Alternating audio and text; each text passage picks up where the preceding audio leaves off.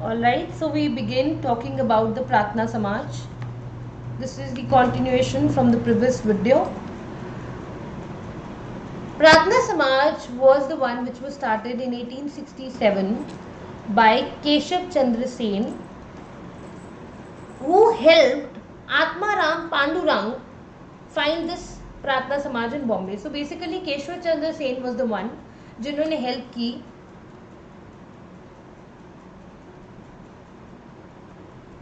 आत्माराम पांडुरंग की कि वो प्रार्थना समाज एस्टैब्लिश कर सके.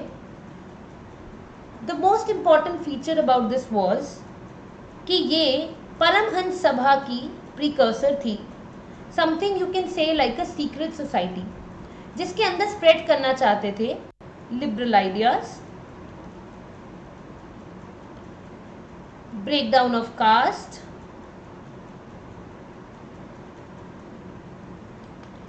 and communal barriers.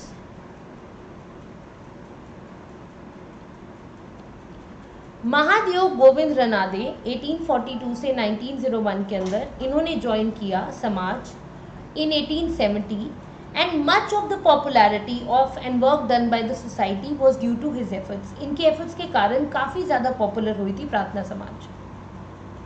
जो एम्फोसिस था वो था मोनोथिज्म के ऊपर, बट पूरी तरह से Samaj was more concern with social reform than with religion. इनका मेन फोकस रिलीजन नहीं था, इनका मेन फोकस था सोशल रिफॉर्म्स करना. सोशल रिफॉर्म करने के लिए सबसे इंपॉर्टेंट कुछ स्टेप्स थे जो इनको लेने की ज़रूरत थी. फॉर एग्जाम्पल, जो पहला इंपॉर्टेंट स्टेप है जिसको लेने की ज़रूरत थी वो थी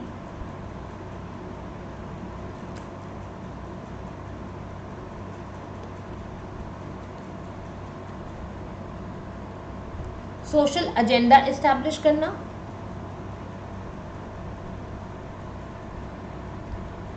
कास्ट सिस्टम को डिसअप्रूव करना,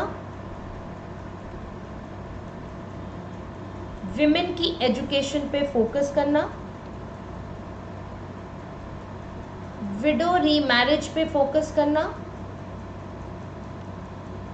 और मैरिजेबल एज को इंक्रीज करना for both males and females.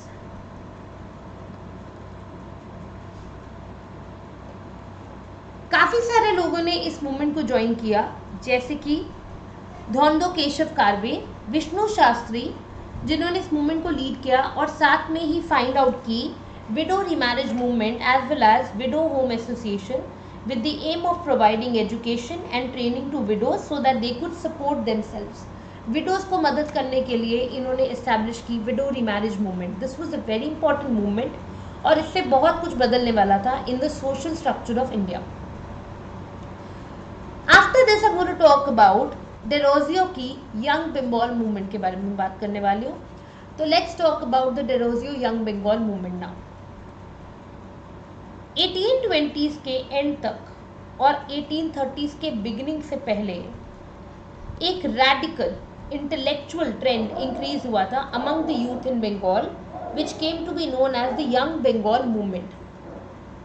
एक एंग्लो इंडियन थे हेनरी विवियन डेरोजियो, प्लीज इनका नाम याद रखिएगा, हेनरी विवियन डेरोजियो, ठीक है, who taught at the Hindu College from 1826 to 31 और ये लीडर थे, इंस्पायरर थे ऑफ दिस प्रोग्रेसिव ट्रेंड.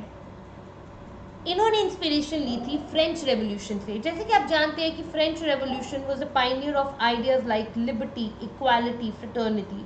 तो फ्रेंच रेवोल्यूशन से इन्होंने अपनी इंस्पिरेशन ली थी और उन्होंने आगे अपने डिसाइपल्स, अपने प्यूपल्स को भी इंस्पायर किया था कि वो फ्रीली और रैशनली सोच सके, अथॉरिटीज़ को क्वेश्चन करे, जो जैसा हो रहा है उसे वैसे एक्सेप्ट ना करे, लिबर्टी से प्यार करे, इक्वालिटी और फ्रीडम से प्यार करें और अपोज करे डेकेडेंट कस्टम्स एंड ट्रेडिशंस. डेरोजियंस ने सपोर्ट किया विमेन राइट्स इन एजुकेशन को and also Derozio were perhaps the first nationalist poet of modern India. अगर हम बात करें इनकी कुछ फेलियर्स के बारे में तो ही fail to have a long term impact. बहुत लंबा इम्पैक्ट ये नहीं क्रिएट कर पाए because he was removed from the Hindu college in 1831 because of his radicalism. इनकी कम सक्सेस का एक सबसे बड़ा कारण था prevailing social conditions at that time which were not right for the adoption of radical ideas. उस टाइम पे society was not very much active to understand the radical ideas, तो वो नहीं समझ पाती थी सोसाइटी के लोग, इसलिए इस चीज़ को डिफिकल्ट था इनका इम्पैक्ट लॉन्ग टर्म डालना। साथ ही साथ में देखा जाए तो काफ़ी टाइम बाद सुरेंद्रनाथ बैनर्जी जो थे, उन्होंने डेरोजियंस को डिस्क्राइब किया as the pioneers of modern civilization of the Bengal. And then we are going to talk about Ishwar Chandra Vidyasagar, a very known name amongst everybody. All of us know about him. Ishwar Chandra Vidyasagar was a great scholar and a reformer. His ideas were a happy blend of Indian and Western thought. ये Indian और Western thought को मिलाकर चीज़ों को सोचते थे, समझते थे। इन्होंने हाई मॉरल वैल्यूज के ऊपर बात की थी and he was a deep humanist and was a generous to the poor. 1850 में he became the principal of Sanskrit College and was determined to break the priestly monopoly of scriptural knowledge. For his, he opened the Sanskrit College to non-Brahmins also. Non-Brahmins के लिए Sanskrit college खोलना एक बहुत बड़ा step था, क्योंकि Brahmins को Sanskrit education तो मिल जाती थी बट नॉन ब्राह्मण्स को वो एजुकेशन नहीं मिल पाती थी। और एज एन एकेडमिशियन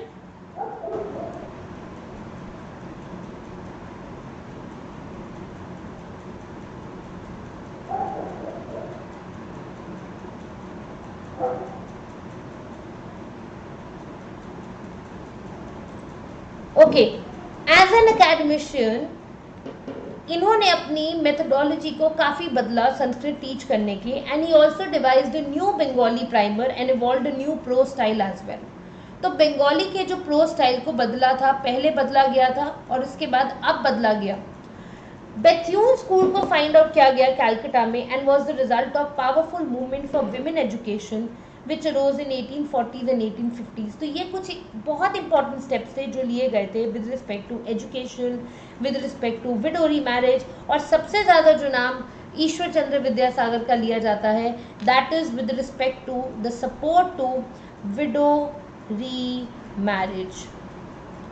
इनके एफर्ट्स के साथ विडो रीमैरिज एक्ट भी पास किया गया था एंड साथ ही साथ में इन्होंने चाइल्ड मैरिज और पॉलीगैमी के अगेंस्ट भी आवाज़ उठाई थी। So that was a very very popular name with respect to him. There were lot of western you can say Indian philosophers also if I talk about, for example Bal Shastri जम्बेकर। इनका tenure था 1812 से लेकर 1846 तक and he was a pioneer of social reform through journalism in Bombay.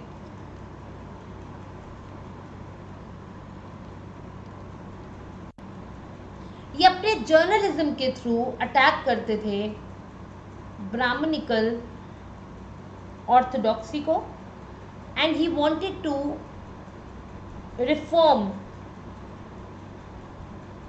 Popular Hinduism.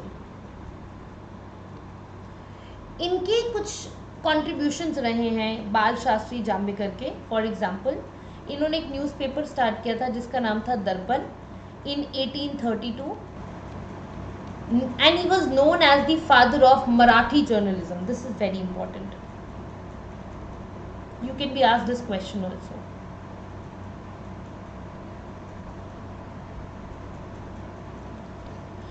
दर्पण अखबार को इन्होंने इस्तेमाल किया लोगों को अवेयर करने के लिए सोशल रिफॉर्म्स के कॉन्टेक्स्ट में, जैसे widow remarriage and instil in the masses a scientific approach to life. 1940 में इन्होंने स्टार्ट किया था दिग्दर्शन, जो आर्टिकल्स पब्लिश करता था साइंटिफिक सब्जेक्ट्स और हिस्ट्री के ऊपर।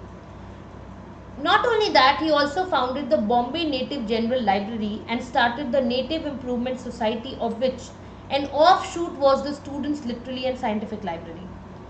ये पहले प्रोफेसर थे हिंदी के एल्फिंस्टन कॉलेज में। Besides, he was a director of the Colaba Observatory as well. So this was the contribution.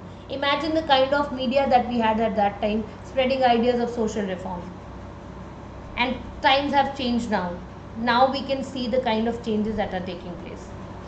Anyways, let's come down to the next important name that we have on our list today over here, that is the Students' Literary and Scientific Societies. This was being built by Bal Shastri Jambekar. And next is Paramhans Mandalis. This was founded in 1849 Maharashtra में, and इनके जो founders थे वो थे परमहंस मंडली, जिसके अंदर थे दादोबा पांडुरंग, मेहता जी Durgaram. They began as a secret society which worked to reform Hindu religion and society in general. जो आइडियोलॉजी थी of the society, it was close linked to that of the मानव धर्म सभा.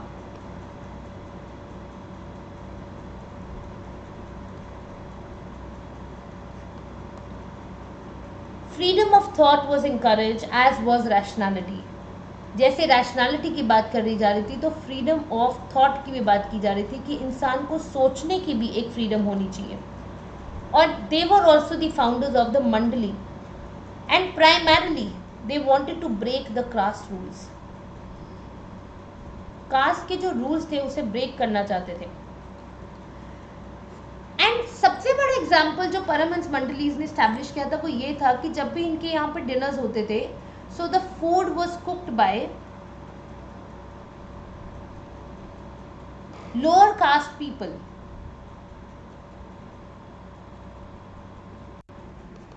This demonstrated live example of how people can actually bring about changes in their thinking, and if people, those you follow, do it, then you also try to follow it. These are the best examples from history that we can learn of how things can be changed in the society. Next I'm going to talk about is Jyotiba Phule and Satya Shodhak Samaj. A very important contribution by Jyotiba Phule from 1827 to 1890. Born in Satara, Maharashtra, and belonged to the Mali gardener community, and organized a powerful movement against upper caste domination and Brahminical supremacy. जो upper caste की domination थी उसके और Brahminical supremacy के against आवाज उठाने वाले थे Jyotiba Phule. Phule founded the Satya Shodhak Samaj with the leadership of Samaj coming from backward classes. Leadership जो है वो बैकवर्ड क्लासेस कंडक्ट करी थी. इसका मतलब ये हो गया कि जो लोग हैं उन्हें समझ में आएगा कि yes, people can also get up, raise their voice and change the society. At the same time, Malis, Telis, there were different groups, Kunbis, साड़ीज and Dhangars. Main aim movement का क्या था? मेन एम था पहला, दैट वाज सोशल सर्विस. दूसरा, spread education among women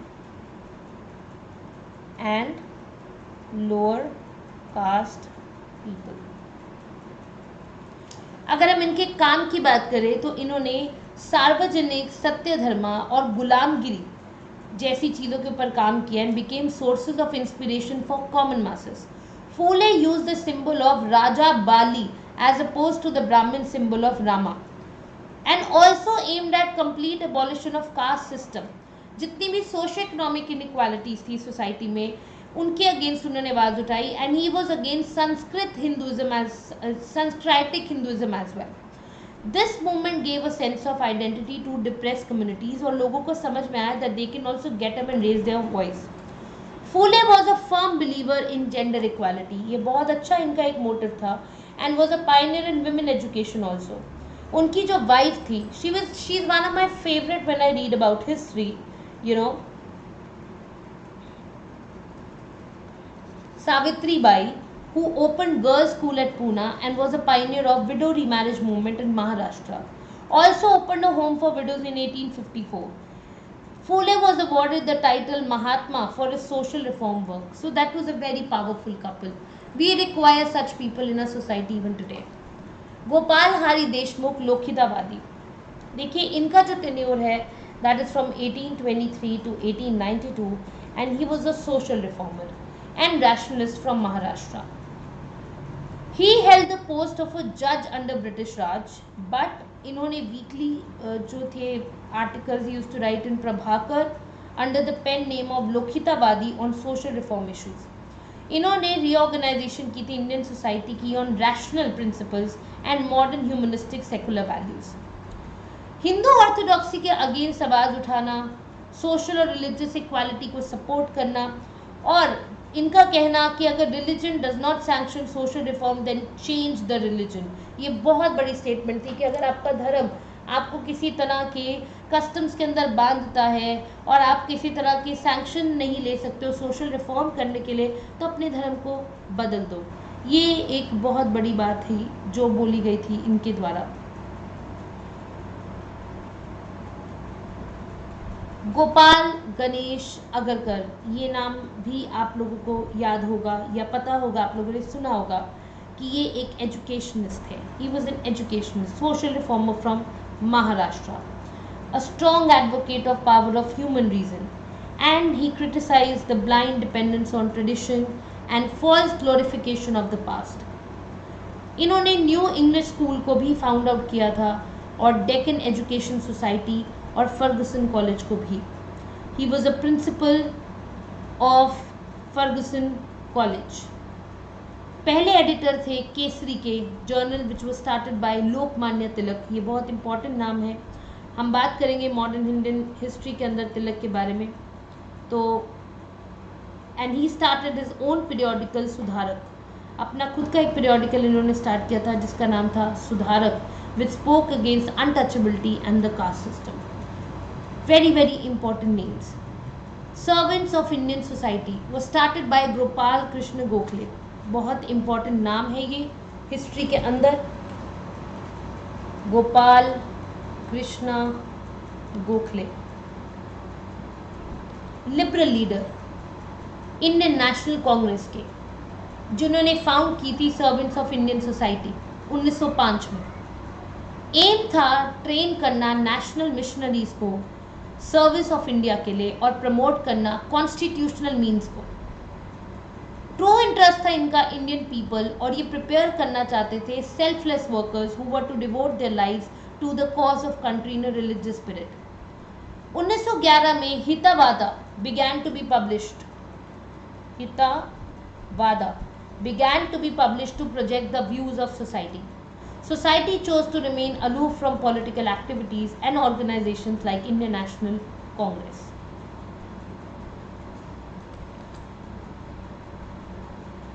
Southern India movement हमेशा हिंदुस्तान के अलग अलग हिस्सों में उठी है, इसीलिए आज हम इंडिया को यूनाइटेड इंडिया बोलते हैं, because the movements have began in different parts of our country.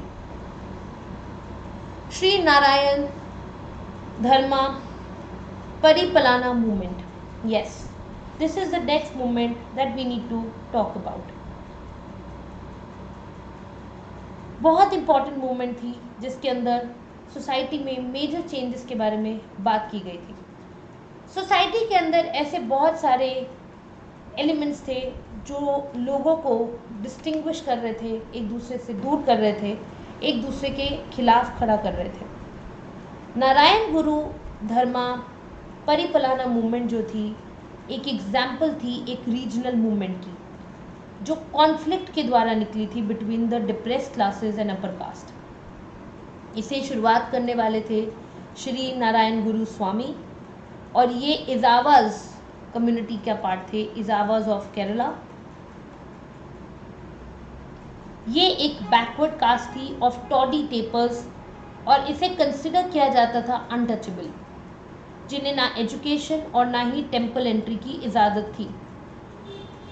ये सिंगल लार्जेस्ट कास्ट ग्रुप था केरला का, जहां 26% पॉपुलेशन टोटली रहती थी। और नारायण गुरु ने खुद Ezhava caste, himself he was from Ezhava caste. इन्होंने एक पत्थर लिया, took a stone from the Neyyar river and installed it as a Shivling at the Aruvippuram on Shivratri in 1888.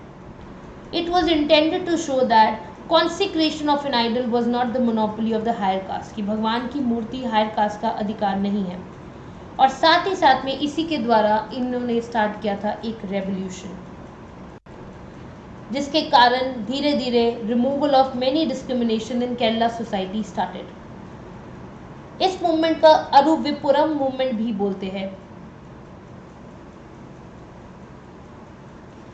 और एक फेमस पोएट थे कुमरान असान, जो डिसाइपल थे नारायण गुरु के।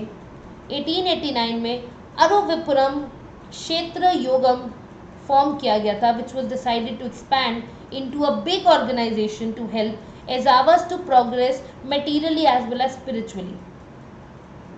एक चीज समझने की जरूरत है कि नारायण गुरु के जो व्यूज थे, उनके व्यूज ये थे कि all religions to be the same and condemned animal sacrifice also, besides speaking against the divisiveness on the basis of caste, race or creed. इनके जो मंदिर था अरुविपुरम टेम्पल में, he got inscribed the words devoid of dividing walls of caste or race or hatred of rival faith, we all live here in brotherhood. ये बहुत important lines है, आप इन्हें प्लीज़ याद रखिएगा कि कौन सी मूवमेंट का पार्ट थी. I am writing it down for you. Devoid of dividing walls of caste or race or hatred of rival faith, we all live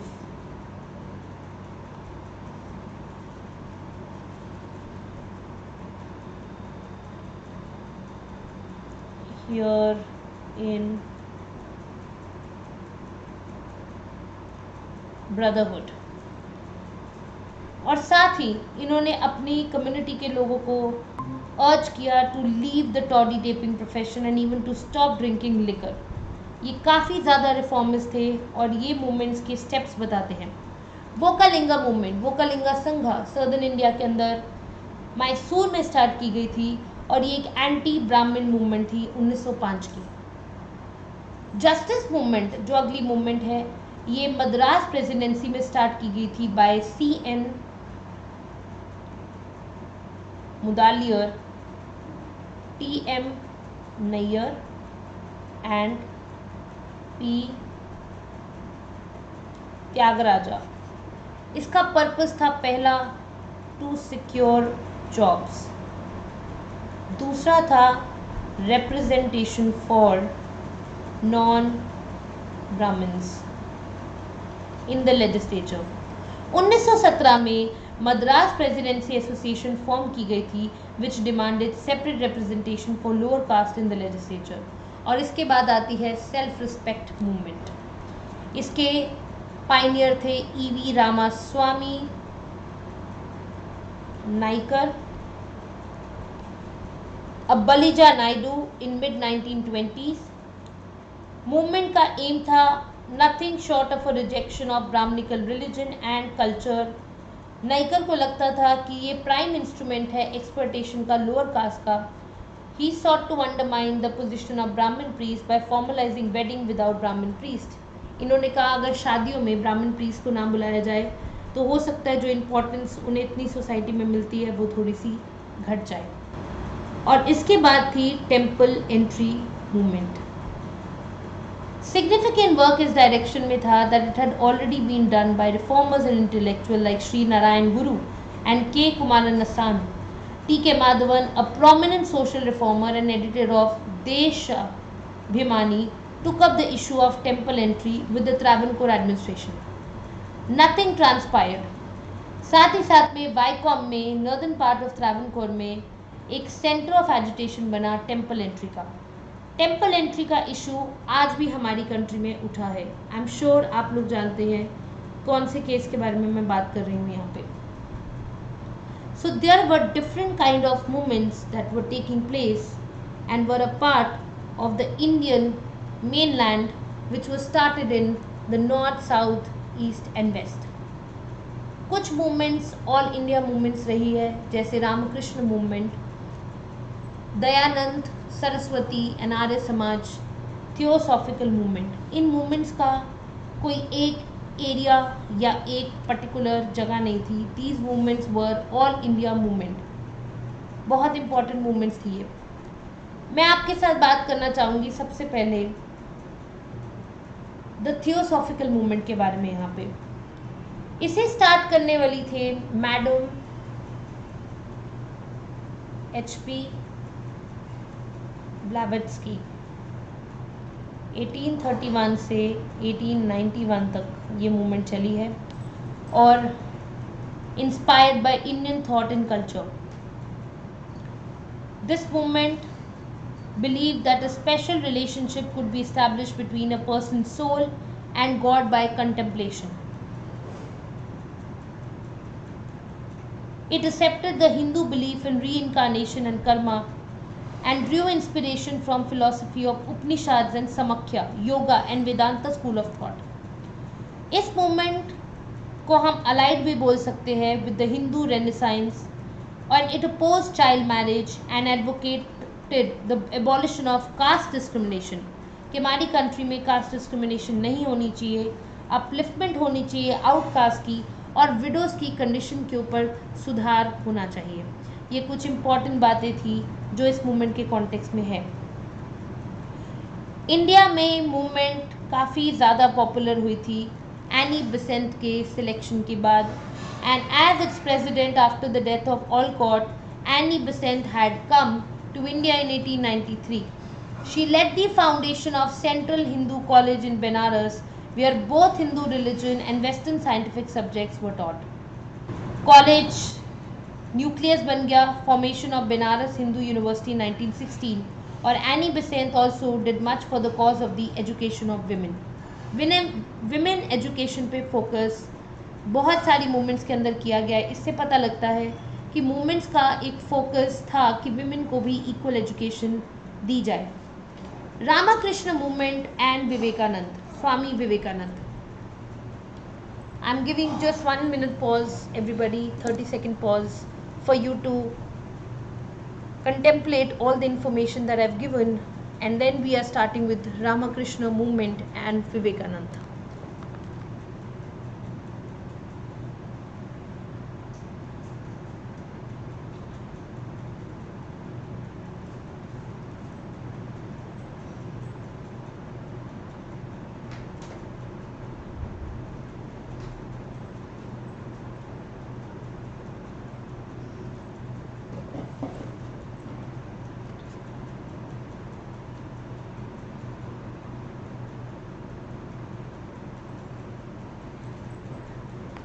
ब्रह्मो समाज के बाद इंटेलेक्चुअल लोगों की काफ़ी ज़रूरत थी और एक एवरेज बंगाली थे जिन्होंने इमोशनल सेटिस्फैक्शन के तौर पे and found more emotional satisfaction in the cult of bhakti and yoga. Ramakrishna Paramhansa, एक poor priest at the Kali temple in Dakshineswar on the outskirts of Calcutta, found many followers.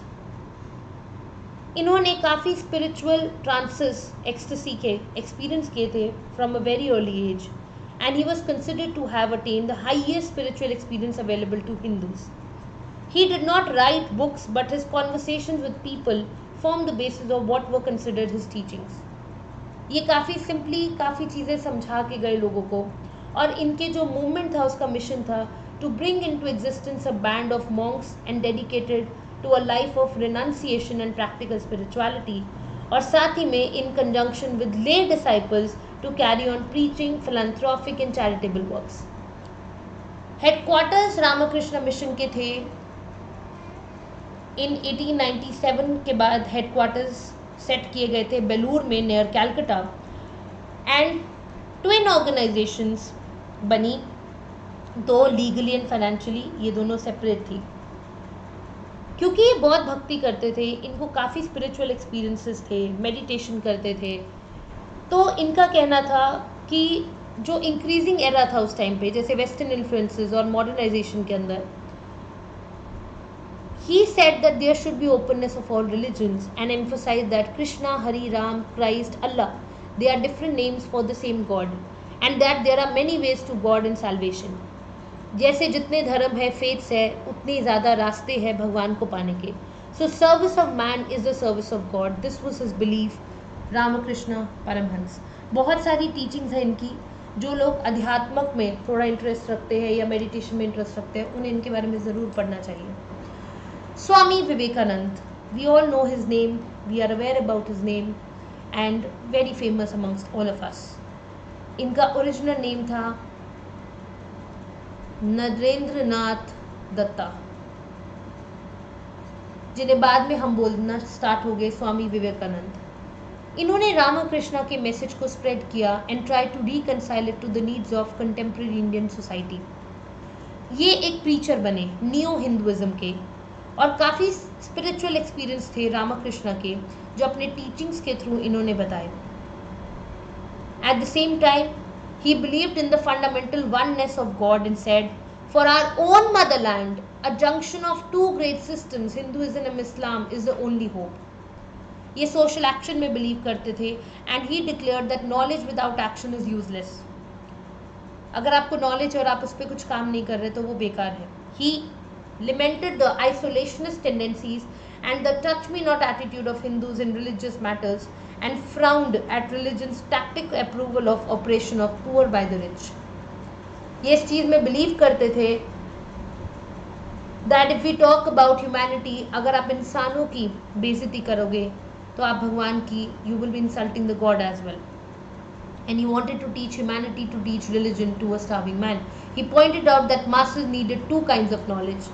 लोगों को दो तरह की नॉलेज की ज़रूरत है, एक है सेकुलर नॉलेज और दूसरी है how to work on their different path for the economic upliftment and spiritual knowledge to have faith in themselves.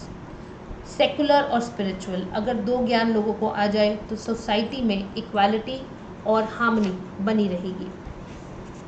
इसी के साथ I would like to talk about the Arya Samaj of Dayanand Saraswati. We all are aware about it that Arya Samaj movement was a revivalist in form, though not in content, was a result of reaction to western influences. जिस तरह से western influence India में बढ़ता जा रहा था, ये उसका एक रिएक्शन था। दयानंद के व्यूज़ को पब्लिश किया गया था in his famous work Satyarth Prakash, and his vision of India included a classless and casteless society. Satyarth Prakash किसने लिखा था, ये क्वेश्चन पूछा जाता है मोस्टली एग्जामिनेशंस के अंदर, so you should understand. At the same time you also need to know that he took inspiration from Vedas and consider them to be the India's rock of ages. इनका एक बहुत important slogan है जो हमें याद रखना है, that is back to the Vedas. इन्होंने हिंदू ऑर्थोडॉक्सी के ऊपर एक फ्रंटल अटैक किया था और caste rigidity, untouchability, idolatry, polytheism के ऊपर भी काफ़ी बात की थी। Samaj also help the people in crisis like floods, famines, earthquakes, लोगों की बहुत मदद की थी। और इनके फेमस स्कूल्स जो जिन्हें हम बोलते हैं दयानंद एंग्लो वैदिक स्कूल्स, ये भी बहुत पॉपुलर हुए थे, which were establish. The first one establish was in Lahore in 1886 विच sought to emphasize the importance of Western education. Swami Shraddhanand started the Gurukul at Hardwar in 1902 to impart education in the traditional framework. Arya Samaj के guiding principles है 10 guiding principles. That God is the primary source of all true knowledge, भगवान ही सारी knowledge का सबसे बड़ा contributor है, source है। God is all truth, all knowledge, all mighty, immortal, creator of universe, is all alone worthy of worship. Vedas are the books of the knowledge. Arya should always be ready to accept truth and abandon untruth. Dharma, that is due consideration of right and wrong, should be the guiding principle of all actions. Principal aim of the Samaj is to promote world's well-being in the material, spiritual and social sense. Everybody should be treated with love and justice. Ignorance is to be dispelled and knowledge increased. One's own progress should depend on upliftment of others, and social well-being of mankind is to be placed above an individual's well-being. Very important messages that were being spread. The Samaj also started the Shuddhi movement, the Shuddhi participation or purification movement to reconvert to the Hindu fold the converts to Christianity and Islam. So this led to increasing communalization of social life during 1920s. Muslims के अंदर भी कुछ movements बहुत popular रही है, जैसे कि we can talk about the Wahabi Waliullah movement. ये अरेबिया की थी, teaching of Abdul Wahab of Arabia and preaching of Shah Waliullah inspired this essentially revivalist response to western influences. ये पहली इंडियन मुस्लिम मूवमेंट थी जहाँ पे desirability of harmony among 4 schools of Muslim jurisprudence की बात की गई थी, recognition of role of individual conscience in religion की बात की गई थी, जहाँ पे conflicting interpretations were derive from Quran and the हदीस. The teaching of Waliullah were further popularized by Shah Abdul Aziz and Sayyid Ahmad Barelvi, who also gave them a political perspective. Wahhabi movement fizzled out in the face of British military might in the 1870s.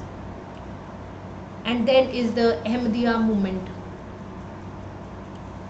Ahmadiyya movement की अगर हम बात करें तो ये एक थी, it forms a sect of Islam which originated from India. इसे फाइंड आउट किया था अहमदिया मूवमेंट को मिर्ज़ा गुलाम अहमद ने 1889 में. This was based on liberal principles. ये अपने आप को डिस्क्राइब करती है as the standard bearer of Mohammedan renaissance and based itself like Brahmo Samaj. Principles जो थे इसके थे universal religion of all humanity, opposing jihad, and the movement spread western liberal education among the Indian Muslims. Ahmadiyya community is the only Islamic sect to believe that Messiah had come in the person of Mirza Ghulam Ahmad to end religious wars and bloodshed and reinstate morality, peace and justice. ये believe करते थे in separating the mosque from the state as well as in human rights and tolerance. However, Ahmadiyya movement like Bahaism, which flourished in the West Asian countries, suffered from mysticism. Sir Syed Ahmed Khan और उनकी Aligarh movement. ये movement बहुत popular movement थी अपने आप में. इस movement के अंदर मेन बात थी कि वेस्टर्न साइंटिफिक एजुकेशन को रिकंसाइल किया जाए with the teachings of Quran, which were to be interpreted in the light of contemporary rationalism and science, even though he held the Quran to be the ultimate authority. इनके हिसाब से religion should be adaptable with the time or else it would become fossilized and that religious tenets were not immutable. इन्होंने critical approach रखी and in the freedom of thought and not complete dependence on tradition or custom. He was also a zealous educationist. As an official, he opened schools in towns, got books translated into Urdu and started as Mohammedan Anglo-Oriental College. Later जिसे हम जानते हैं as the Aligarh Muslim University in Aligarh in 1875. Women की position पे ये ज़्यादा काम नहीं कर पाए. It was difficult to work on the position of the women and he opposed the parda and polygamy system and advocated easy divorce and condemned the system of piri and muridi. ये believe करते थे fundamental underlying में that there should be unity of religions और practical morality should be there.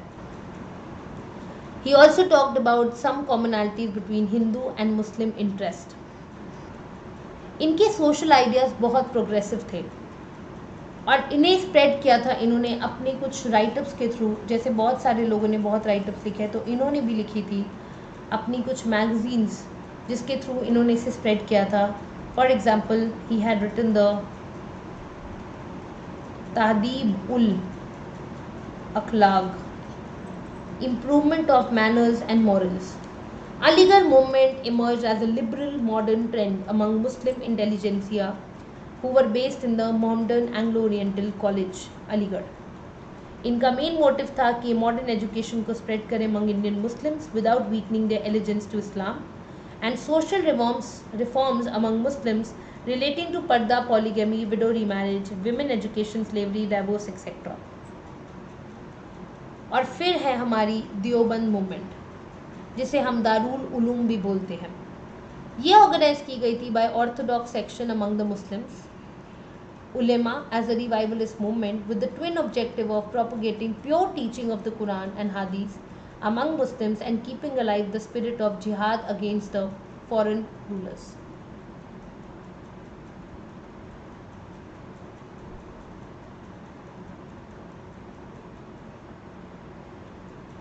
Deoband movement began हुई as Darul Uloom और Islamic Academic Center. And the most important thing is कि इस movement के अंदर they gave a political and intellectual content to religious ideas of school. यहाँ पे काम किया जा रहा था on the synthesis. of Islamic principles and nationalist aspirations. Jamiatul Ulema gave a concrete shape to Hassan's ideas of protection of religious and political rights of Muslims in overall context of Indian unity and national objectives.